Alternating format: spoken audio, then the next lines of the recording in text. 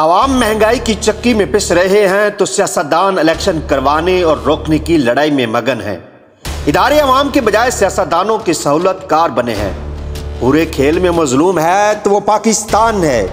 इस खेल का अंजाम क्या होगा? सोशल मीडिया फासाजी की फैक्ट्री।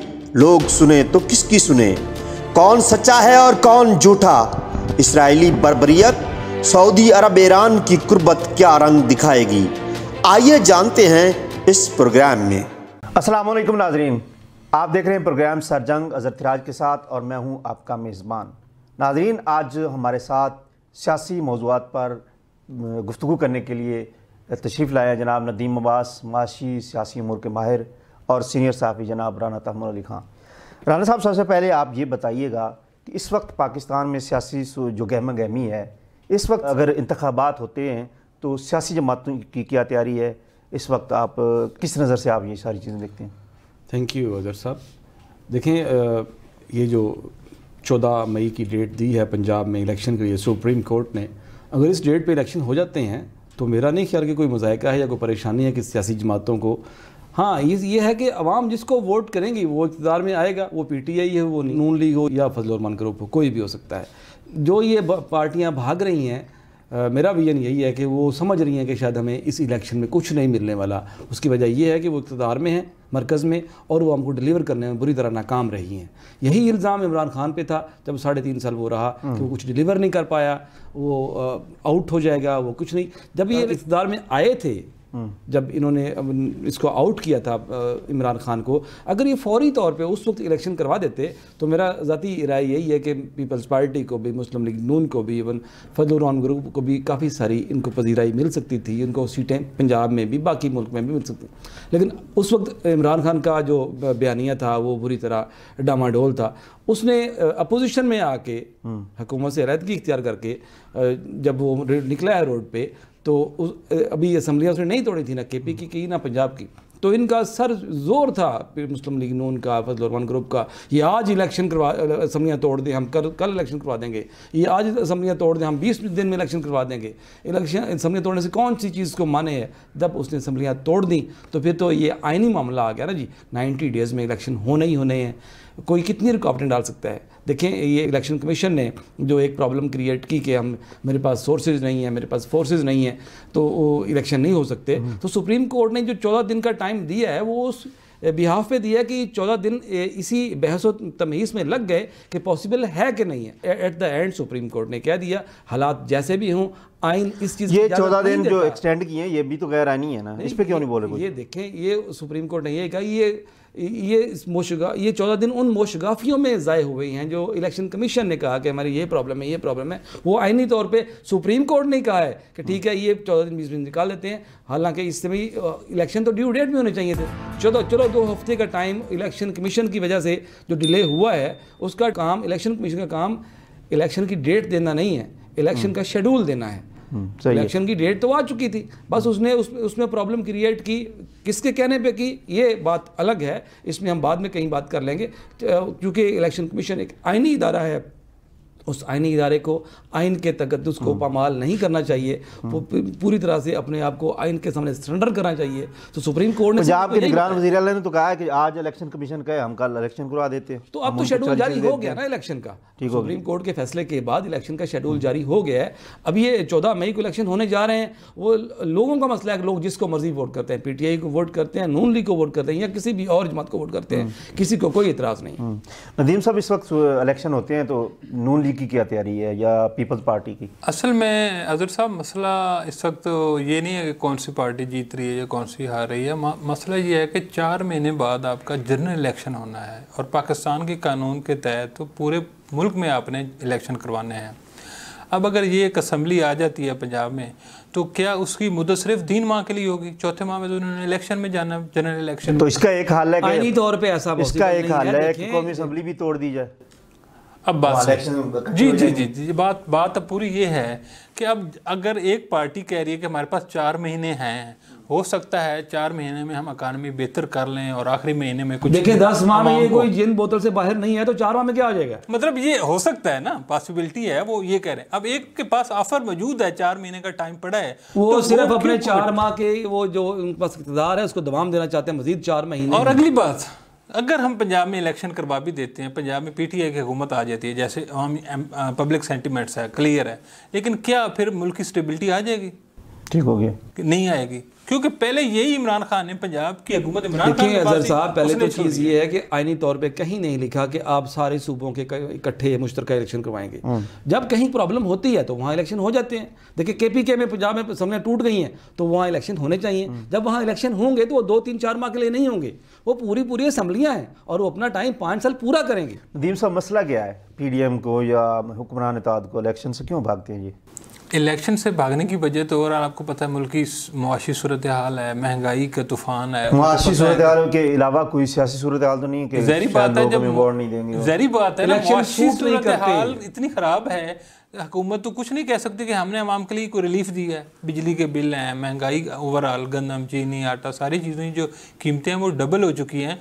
तो हुकूमत जो है, जो नून लीग की हुकूमत है, वो किस मुंह से इलेक्शन में जाएगी? उसको तो अपनी हार नज़र आ रही है। तो इसलिए वो डिलेइंग टैक्टिक्स योग कर रहे हैं कि हम एक ही दफ़ा जनरल इलेक्शन के करीब जाके जो है इलेक्शन करवाएं, उस वक्त जो भी सूरत हाल होगी। तो इनको माशी सूरत हाल नजर आ रही थी तो फिर उन्होंने हुकूमत कबूल क्यों की? तहरीक क्यों लाए? लीग नून के अंदर से लोगों ने आवाज़ उठाना शुरू कर दी हैं कि हमने बहुत बड़ी गलती की, एक्सेप्ट करके, कबूल करके, हमें नहीं आना चाहिए था। सर ये उस वक्त इनको यकीन दहानियाँ भी कुछ करवाई गई थी ना, और कुछ इनको तसल्लियाँ करवाई। अब नहीं, मसला ये है, अब इसमें जो अहम बात है, अगर वो कहते हैं हम हुकूमत संभालते ना, अगर नून लीग हुकूमत ना संभाल दी तो इमरान खान बैठे होते, तो उन्होंने फिर आर्मी चीफ अपनी मर्जी का ले आना था। ये नून लीग कहती है कि हमारी बड़ी कामयाबी ये है नून लीग वालों की जानब से कि वो मतलब एक तो ठीक है, वो आर्मी चीफ को लेकर इलेक्शन न्यूट्रल आर्मी चीफ ले आए। नहीं, अब तो सियासत आर्मी चीफ ने बाकायदा कह दिया ना कि मेरा तो सियासत से हमारा कोई तलक नहीं है ना। अब आप देखें ना कोई DG ISP कोई इस तरह की पॉलिटिक्स की बात करता है ना, कोई ऐसी बात नहीं हो रही। सियासत इस वक्त जो हमारे जो इदारा है, मतलब फौजी जो इदारे हैं, वो मुकम्मल अपने काम कर रहे हैं। वो किसी भी साइड पे कोई शो नहीं कर रहे इंटरेस्ट, जो मतलब एक आम प्रोपेगेंडा किया जा रहा है। तो सबसे बड़ी कामयाबी तो उन्होंने ये है कि ये जो फैज़ और इनका जो एक नेक्सस था या एक गठजोड़ था, उसको उन्होंने ब्रेक किया है। उसके साथ उनके ज़हन में ये था कि हम लोग जो है कुछ मामलात को बेहतर कर लेंगे, और साथ ही जब मामलात बेहतर हो जाएंगे तो नवाज शरीफ को जो है वो वतन वापस आ जाएंगे। और फिर उस टाइम आपको पता है कि यहाँ पे अभी जो बयानिया और जंग जो लड़ाई करी जा रही है कि वही कि जी मदाखलत, इदारों की मदाखलत, पहले एस्टैब्लिशमेंट थी और अब जो है हमारी अदलिया को भी उसमें इन्वॉल्व किया गया है। और अब ये जो लड़ाई है, ये दोनों पार्टियों ने, चाहे PTI है या नून लीग है, उन्होंने इदारों की जो इन्वॉल्वमेंट है इसके ऊपर ही इलेक्शन लड़ना है। इमरान खान साहब कहेंगे कि मुझे जो है एस्टैब्लिशमेंट रोक रही है। लेकिन अगर तो आप ये सोचें कि नवाज शरीफ साहब वापस आएंगे, उनके आने की वजह से इनका वोट बैंक डबल हो, ट्रिपल हो जाएगा, वो जीत जाएंगे। नवाज शरीफ वापस नहीं आ रहे क्योंकि उनको पता है पाकिस्तान जाऊंगा तो फंस जाऊंगा, अब मुझे दोबारा वापस कोई नहीं। अब ये जो इन्होंने जो पार्लियामेंट ला जो पास कर रहे हैं, जो अभी हो जाना है, अभी तो अलवी साहब रोक के बैठे हैं लेकिन यकम तक हो जाना है ना, उसके तहत उसको अपील का हक मिल जाना है। ठीक हो गया। उसको भी और जहांगीर तरीन को भी अपील का हक मिल जाना है। जब अपील का हक मिल जाएगा तो केस फाइनल फारिग हो जाएगा। इसका मतलब है सारी जो कानून साजी की जा रही है नवाज शरीफ की जा रही है, डेफिनेटली उसको भी लाने की कोशिश की। और दूसरी बात ये है कि ये जो सू मोटो का केस है कि देखें ना, मामला डोगर का ट्रांसफ़र का मामला था और उस ट्रांसफ़र को लेके वो कहाँ पे लेके चले गए हैं। जो सू मोटो केसेस है ना, जो चीफ जस्टिस करता है पाकिस्तान में, आपने देखा कि सू मोटो जो है, एक जज साहब ने एक नोटिस भेजा था एक पॉलिटिकल पार्टी के सरबराह को कि अगर आपने ये मेरा काम ना किया तो आपको पता है मैं आपका क्या असर करूँगा। तो सियासतदानों को ब्लैकमेल किया जाता था हमेशा ही ये जो सू मोटो के नाम पे। और आपको पता है कि अभी जो सुप्रीम कोर्ट में अपॉइंटमेंट्स हुई हैं, आपको मालूम होना चाहिए कि वो जो मेरिट पे होनी चाहिए वो मेरिट पे नहीं हुई, वो हमारे चीफ जस्टिस साहब की जो स्वाबदीदी इख्तियार आता है उसके ऊपर हुई हैं। वो स्वाबदीदी इख्तियार उसको आइन ने दिया है भाई। तो वो सारे मामलात अब मतलब पार्लियामेंट को तो राइट है ना कि वो उसको अपना अमेंडमेंट कर ले ना, नहीं वो कानून साजी करे पार्लियामेंट। तो ये सुमोटो का जो सुमोटो के मामलात को पार्लियामेंट ने उठाया है, ये बड़ा टेक्निकल मामलात हैं। इसमें उन्होंने ये कहा है कि अगर वज़ीर आज़म काबीना के बगैर असल में होता ये रहा है कि मुस्लिम लीग नून हर दौर में इदारों को अपने मफादात के लिए इस्तेमाल करती रही है। 85 से लेके आज तक जो इदारा इसके खिलाफ खड़ा हुआ है उसके खिलाफ उसने नए नए कवानीन लेके आए हैं, नई नई तब्दीलियां लेके आए हैं। अब भी यही कुछ होने जा रहा है। तो पीटीआई तो अपना प्रेशर डाल के इमरान खान साहब भी लश्कर के साथ जाके ये लश्कर के साथ जाने की रिवायत इमरान खान ने नहीं डाली। जजेस जो हैं वो प्रेशराइज्ड हैं, प्रेशर में आके फैसले दे रहे हैं। साहब ये लश्कर के साथ ये पूरी बारात के साथ जाने का जो रवाज डाला है ये इमरान खान ने नहीं डाला, ये मुस्लिम लीग नून ने डाला है, क्या ग्रुप ने डाला। उस रिवाज को कंटिन्यू रखना चाहिए। नहीं, इमरान खान साहब की जमात का नाम भी इंसाफ है, तहरीक इंसाफ। सब पार्टी को, सब पॉलिटिकल लोगों को, सियासतदानों को अपने आप को कानून के सामने सरेंडर करना चाहिए। ये तो पावर आने के बाद अपने आप को बादशाह समझना शुरू कर देते हैं, किसी की बात सुनते नहीं है। तो खान साहब भी तो अदालत ने जब कहा है, प्रेशर डाला, तब वो पेश हुए हैं ना। खान साहब ने मेरिट कहा था कि मैं इन जैसा नहीं हूँ, ये जरदारी और नवाज शरीफ क्राफ्ट चोर, उन्होंने तो इदारे को बिल्कुल पॉलिटिकल कर दिया। मैं तो कुछ और किस्म का बंदा हूँ, मैं तो एक हाई सुप्रीम मॉरल ग्राउंड के ऊपर बात करूंगा इमरान खान का। लेकिन आपने देखा कि ये 70-75 जो उसके ऊपर केसेज हैं, खुद तो कहता 100 केसेज, सारे केसेज एक में सर हम कहते हैं गलत केसेज हैं। देखो अदालतों में लगेंगे केस, अदालत में जाके जब केस प्लीड होगा उसमें दूध का दूध और पानी का पानी निकल आएगा। बात यह है कि ट्रंप की हम बात नहीं कर रहे, अभी ट्रंप के ऊपर केस हुआ है तो ट्रंप को अदालत ने गिरफ्तार करने का हुक्म दिया और वो गिरफ्तार हो गया, वहां पे तो ये मामला नहीं हुआ। हाँ, उसने तो अपने ट्रंप टावर नहीं बुलाया लोगों को, उन्होंने तो लोगों को नहीं बुलाया। देखो तो हमारे यहाँ भी हम 70, हम कहते हैं यार 70-75 सारे केसेज गलत हैं, झूठे हैं। ये बंदा अदालत में जाए, जाके क्लियर होके आ जाए, ठीक है, दैट्स इट। हम तो इस पे ये नहीं ना कह सकते कि अब ये आप अदालतों में जाए ही ना कि और दूसरे को कहेंगे पाकिस्तान का तो अदालती निजाम है वो दुनिया में 148 नंबर पर है। इसी वजह से इमरान साहब अदालत में जाएंगे, गिरफ्तार हो जाएंगे, उन पर तशद्दुद होगा और रोना पीटना डालेंगे, फिर ही अपनी मर्जी के फैसले करवाएंगे। ऐसा नहीं होता। राना साहब, इलेक्शन हो रहे हैं केपी में, पंजाब में हो रहे हैं, ये ज़मान पार्क में क्या हो रहा है? ज़मान पार्क उनका हेडक्वार्टर है, वो जो पूरा बना हुआ है मज़ार टाइप, वो सारी चीज़ें, लोग बैठे हैं, खाए पिए जा रहे हैं, सारा कुछ हो रहा है, अवाम परेशान है। क्या हो रहा है? वासा की एक रिपोर्ट आई है कि वासा ने कहा है कि हमें वो वहाँ नहीं जाने दिया जा रहा, वहाँ सफाई का इंतज़ाम नहीं हो रहा, जो फुटपाथ है वो ख़राब है, वो सारी चीज़ें ख़राब कर रहे हैं। वो लोग इमरान साहब से मोहब्बत करते हैं, उनके लवर हैं, वो जब इमरान को प्रॉब्लम आएगी वो जाने कुर्बान करने तक भी जाएंगे, वो जहाँ भी बुलाएगा। मेरा सवाल ये है कि उनको अपने जो हल्के हैं उनमें जाके कैंपेन चलानी चाहिए। ये तो कह रहे हैं कैंपेन चलाने के बजाय यहाँ बैठे हैं, उनको पता है हम जीत जाएंगे। ये सारे वोटर इधर तो थोड़ी हैं, नहीं उनको पता हल्के में वोटर है। देखें भाई, पीटीआई का जो इस वक्त बयानिया है वो सिचुएशन ये है कि वो किसी खंबे को भी खड़ा कर देंगे तो उसको वोट पड़ेंगे, तो और वोट इमरान के नाम पे पड़ेंगे। फिर ये इल्ज़ाम क्यों लगाया जाता है कि हमें कैंपेन से रोका जा रहा है, इंतखाबी मुहिम से रोका जा रहा है? वो सारे लोग तो यहीं बैठे हैं।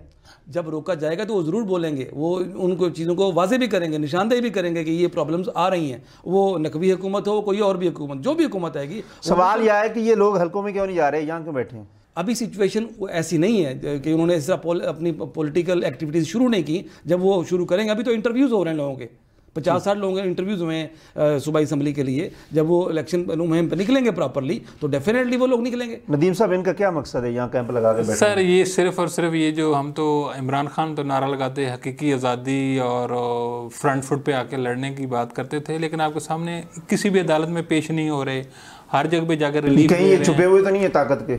तो ये असल में तो ये जेल जाने से खुद घबराते हैं। आपके सामने जेल बरो तहरीक कहता था, जेल बरो तहरीक का इसने नाम लगाया लेकिन खुद नहीं जेल में गया, अवाम को कहता है आप जाएं जेलों में, और आपके सामने जो तहरीक का हशर हुआ आपके सामने है। तो ये सिर्फ यहाँ पे कारकुनों के सामने ये शील्ड बने हुए हैं, गरीब जो हैं बेचारे, मतलब वर्कर जो हैं, उनको ये शील्ड बना के बैठा हुआ है। जो खवातीन है या वो जो अपने जो उनके वर्कर सियासी लीडर्स हैं, उनके गार्ड्स हैं, जो गार्ड्स हैं, उनको एज ए प्रोटेक्शन के तौर पे, शील्ड के तौर पे कि मुझे पकड़ा ना जाए, मुझे गिरफ्तार ना किया जाए कि वो अवाम है। 150 गार्ड्स वहां मौजूद होंगे तो वो पंजाब पुलिस लड़ सकते हैं, ऐसा पॉसिबल नहीं है। 70 केसेस हैं अगर इसके ऊपर देखें, गलत सही केसेस, कोई 1-2 केसेस में तो इसकी कहीं पे भी गिरफ्तारी देखे ना आपने, इसको एक दिन के लिए गिरफ्तार नहीं हुआ ये बंदा और ये कहता जी मैं बहुत बड़ा लीडर हूँ। इसको गिरफ्तारी भी देनी चाहिए, केसेस में मामलात में नीट एंड क्लीन होकर वापस आना चाहिए और इलेक्शन लड़ना चाहिए। ठीक है, इलेक्शन के बाद गिरफ्तारी दे देगा शरीफ आदमी, क्या मसला है? नदीम साहब, आप ये बताइएगा कि ये जो तब्दीली आ रही है मशरिक वस्ता में, ये खित्ते में जो तब्दीली आ रही है, आप इसको किस नज़र से देखते हैं? सर ये बहुत बड़ी तब्दीली है और ये रेडिकल चेंजेस है। जो इस खिते में लाई जा रही हैं, और ये बड़ी मुस्बत हैं इस खिते के लिए।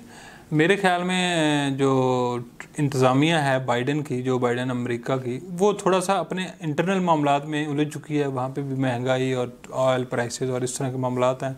फिर वो जो बाइडन है वो 80+ एज के हैं, उस हिसाब से वो पॉलिटिकल मामलात में और इस तरह के मामलात में बड़े पीछे जा रहे हैं। वो अक्सर आपने देखा कि वो तैयारे के ऊपर उतरते हुए और या चढ़ते हुए अक्सर वो गिर भी लड़खड़ा भी जाते हैं।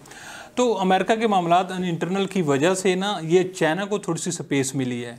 तो चाइना क्योंकि बहुत बड़ी इकोनॉमी और बहुत बड़े वो अपना जो उसका ट्रेड रूट है उनको बहाल करने की कोशिश कर रहा है, तो वो मिडिल ईस्ट को कवर करना उसके लिए बड़ा ज़रूरी है। तो मिडिल ईस्ट में क्योंकि 2 बड़े अहम फ्री कैन थे जिनके अंदर लड़ाई थी और बड़ी गहरी लड़ाई थी।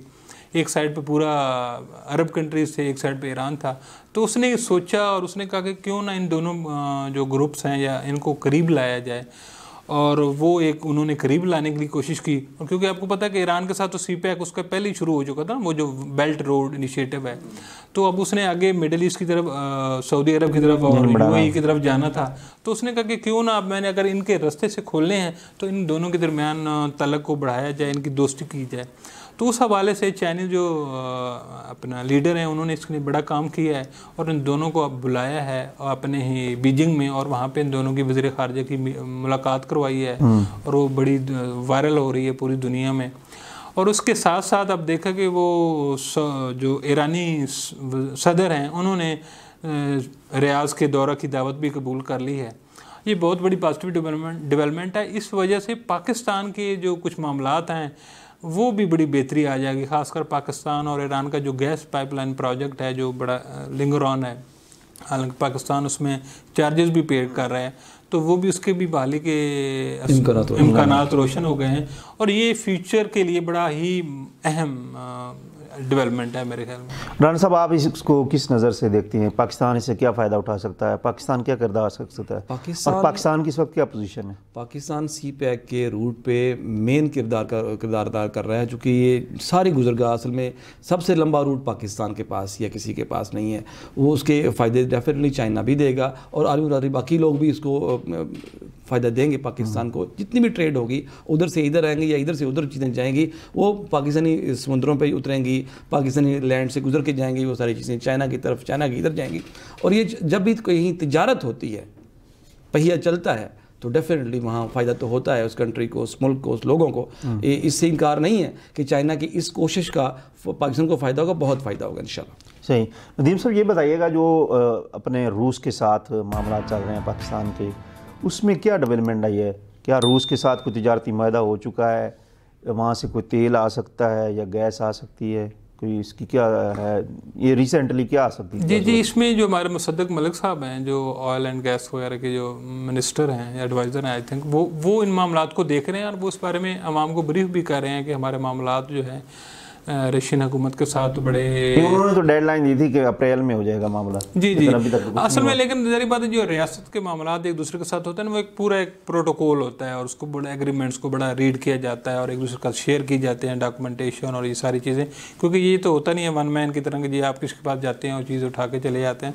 तो वो चीज़ें, और फिर ट्रस्ट डेफिसिट का भी मामला है, क्योंकि पाकिस्तान को फिर एक कॉल आ जाए दोस्त ममालिक की तो पाकिस्तान बैक ट्रैक भी बड़ा पीछे कर जाता है, बहुत जल्दी यू-टर्न पाकिस्तान का मशहूर है।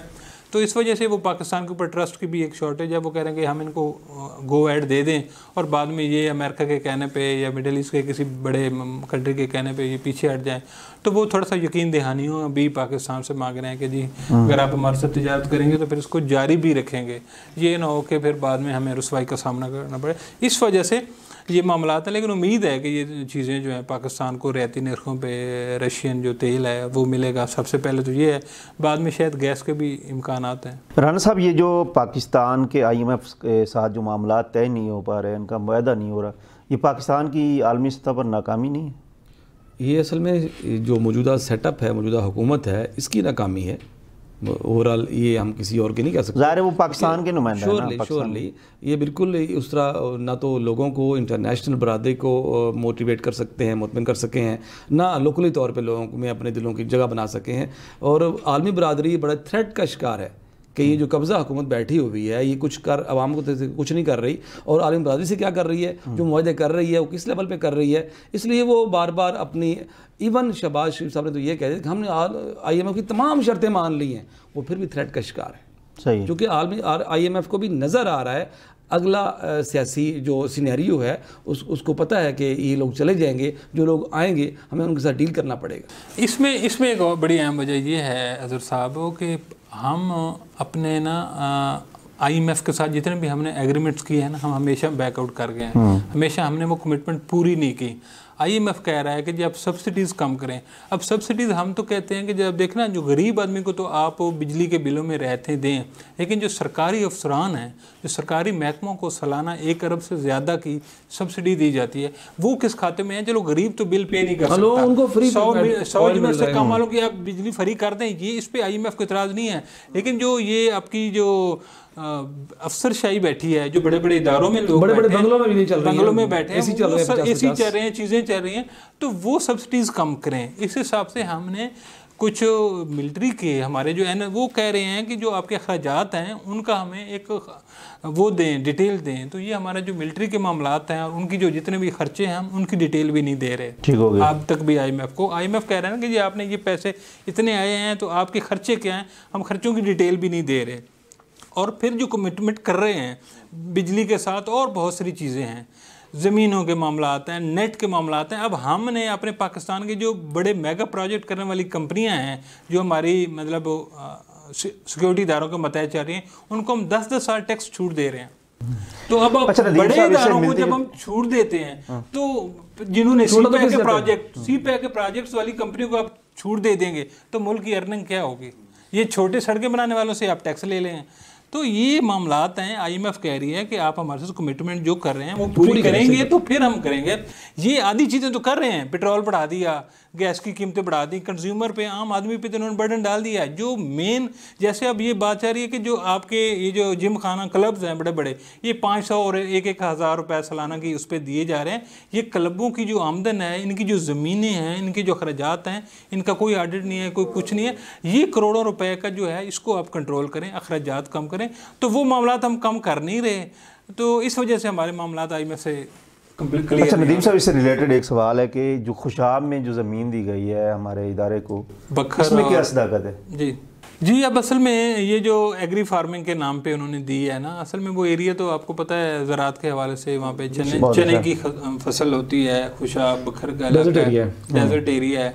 तो अब वहाँ पे उन्होंने वो कॉलोनी शलोनी या वो सिक्योरिटी के मामला तो थे नहीं, क्योंकि वो सेंटर बनता है पाकिस्तान का, वहाँ पे तो कोई रिफाई एरिया तो है नहीं। तो उस ज़मीन को इन्होंने एलोकेट करवाया कि जी हम वहाँ पे एग्री फार्मिंग करेंगे।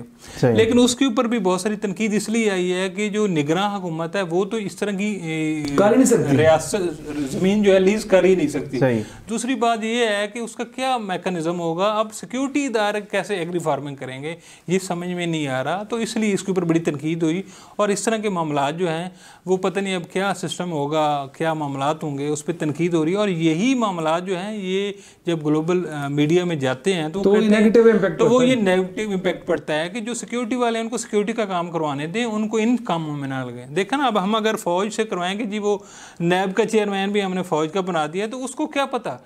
देखे ना, जो एजेंसी होती है जिन्होंने इन्वेस्टिगेशन करनी है, तो वहाँ इन्वेस्टिगेशन के रिलेटेड बंदे को बिठाएं जिसको इन्वेस्टिगेशन का पता हो, वो जाके मसाइल को। साहब ये होना चाहिए कि लोग एग्री फार्मिंग करने के लिए या इस तरह के मामला, मैं तो बिल्कुल इसके खिलाफ हूँ जी, ऐसा बिल्कुल नहीं होना चाहिए। सिक्योरिटी इदारों को इसमें ज़राअत के नाम पे लेते हैं और फिर बिल्कुल ठीक कहा नदीम साहब ने कि सिक्योरिटी वालों को सिक्योरिटी करनी चाहिए, जो तिब्बी काम करते हैं, डॉक्टर हैं, उनको अपना काम करना चाहिए, जो ज़राअत के लोगों को ज़राअत करनी चाहिए। देखें, ज़राअत का बंदा किसान उठ के ये नहीं कह सकता कि मैं डॉक्टर हूँ ना, वो डॉक्टर होता है। अगर किसी को बना भी दिया जाए तो वो हर चीज़ पर खड़ेगा, गलत काम करेगा।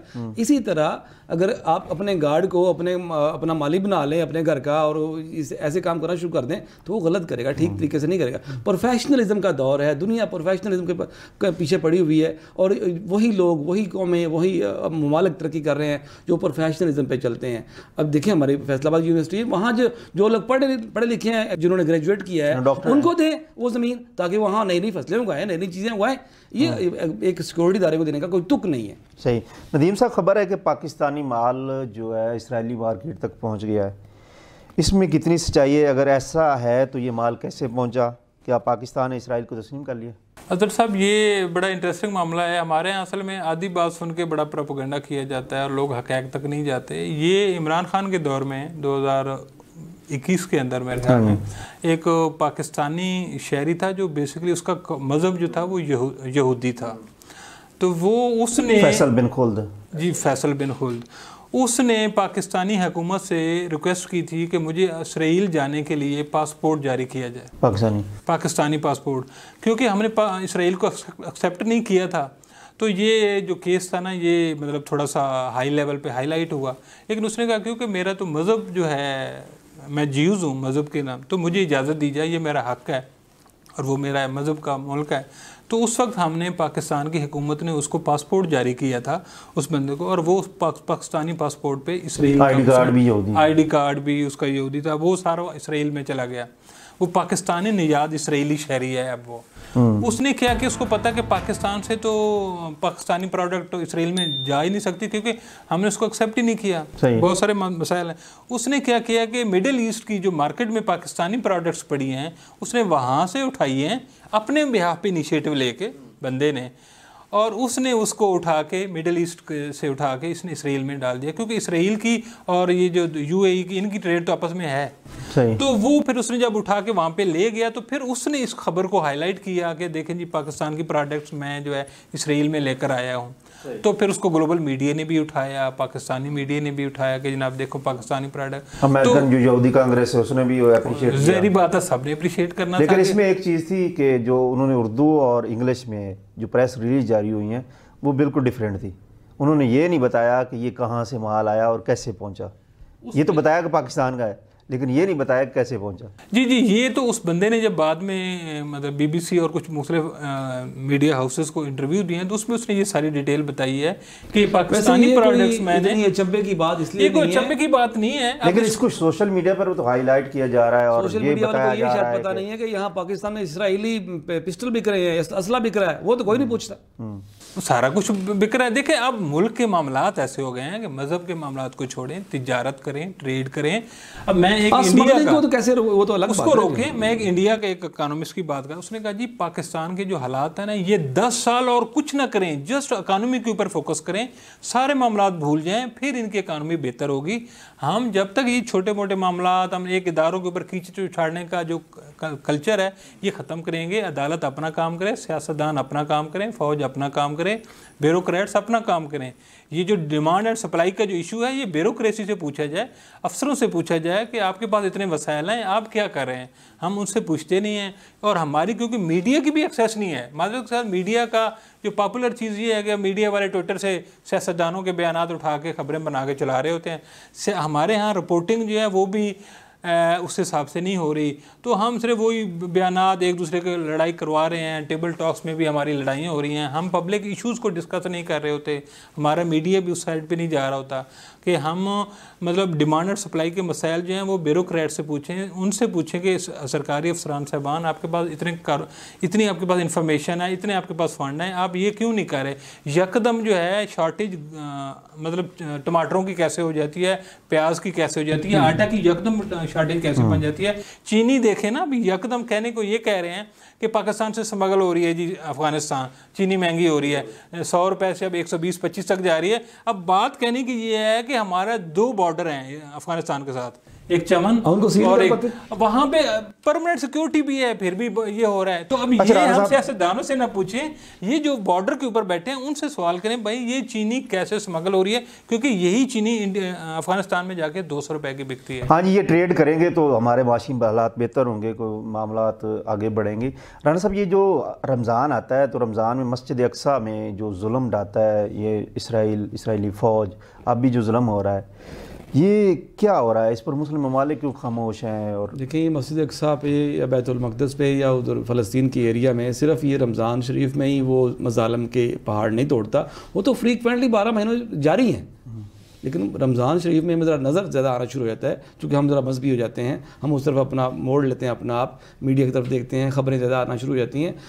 इसराइल तो वहाँ मजालम के पहाड़ तोड़े जा रहा है, बच्चों को कत्ल कर रहा है, बूढ़ों को कत्ल कर रहा है, निहत्ती खवातीन पर मजालम के पहाड़ तोड़े जा रहे हैं। ये मुस्लिम ममालिक की नाकामी है कि वो आलमी इरादे की उस तरफ तवज्जो नहीं दिला पाते या एक छोटे से मुल्क को वो टैकल नहीं कर पाते।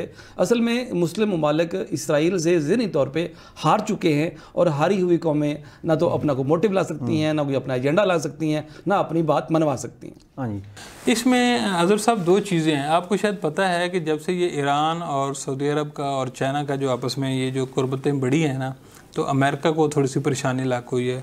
और आपको पता है कि CIA का जो सरबराह है वो भी मिडल ईस्ट के दौरे पे आ रहा है, क्योंकि उनको पता है कि उनके बहुत बड़े पार्टनर थे मिडल ईस्ट के जो अब वो चाइना की तरफ जा रहे हैं।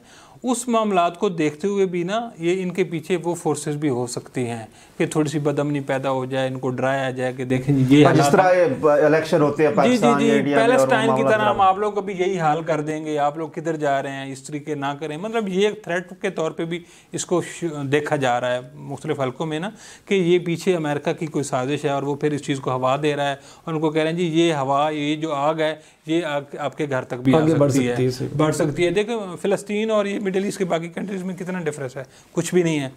तो इसलिए ये उस हिसाब से भी देखी जा सकती है।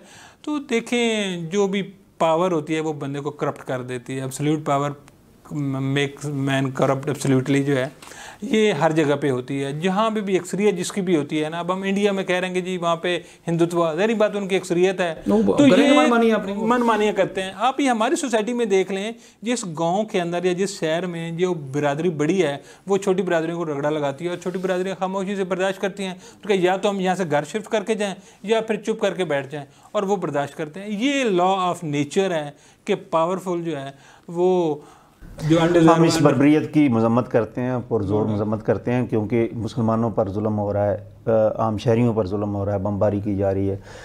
नदीम साहब आपका शुक्रिया, राना साहब आपका शुक्रिया, आप वहाँ में तशरीफ़ लाए। नाजरीन, जहाँ भी इंसान बसते हैं, जहाँ भी कोई इंसान रहता है, वहाँ अमन होना चाहिए। इंसानों को अमन के साथ रहना चाहिए। हमारी भी यही ख्वाहिश है कि इंसान अमन के साथ रहें और पाकिस्तान में जमहूरियत हो, जमहूरियत का बोलबाला हो। जमहूरियत आवाम से है और ये आवाम का हक़ है कि आवाम को इक़्तिदार मिलना चाहिए।